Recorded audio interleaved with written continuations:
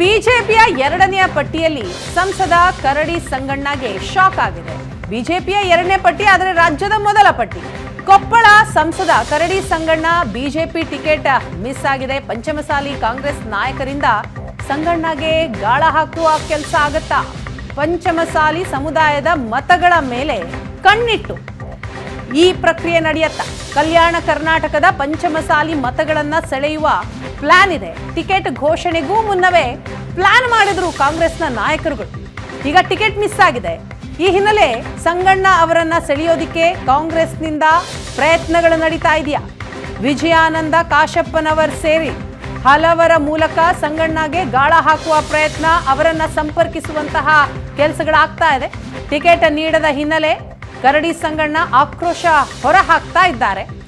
ಅವರ ಬೆಂಬಲಿಗರು ಕೂಡ ಈಗ ಅಸಮಾಧಾನಗೊಂಡಿದ್ದಾರೆ.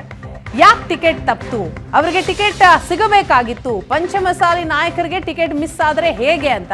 ಆದರೆ ಇದರ ಲಾಭವನ್ನ ಈಗ ಕಾಂಗ್ರೆಸ್ ನಾಯಕರು ಪಡೆದುಕೊಳ್ಳೋದಕ್ಕೆ ಮುಂದಾಗ್ತಾ ಇದ್ದಾರೆ. ಟಿಕೆಟ್ ಮಿಸ್ ಆದಂತಹ ಹಿನ್ನೆಲೆ ಕರಡಿ ಸಂಗಣ್ಣ ಅವರನ್ನ ಸಂಪರ್ಕಿಸುವಂತಹ ಪ್ರಯತ್ನಕ್ಕೆ ಕಾಂಗ್ರೆಸ್ ನಾಯಕರು ಕೈ ಹಾಕಿದ್ದಾರೆ. ಹಾಗಾದರೆ ಅವರನ್ನ ಸೆಳೀತಾರಾ? ಕಾಂಗ್ರೆಸ್ ಪಕ್ಷಕ್ಕೆ ಸೇರ್ಪಡೆ ಮಾಡ್ತಾರೆ.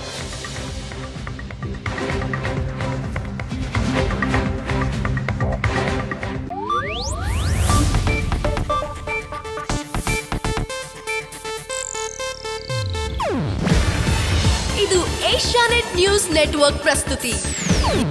ನೀವು ನೋಡ್ತಿದ್ದೀರಾ ಏಷ್ಯಾನೆಟ್ ಸುವರ್ಣ ನ್ಯೂಸ್.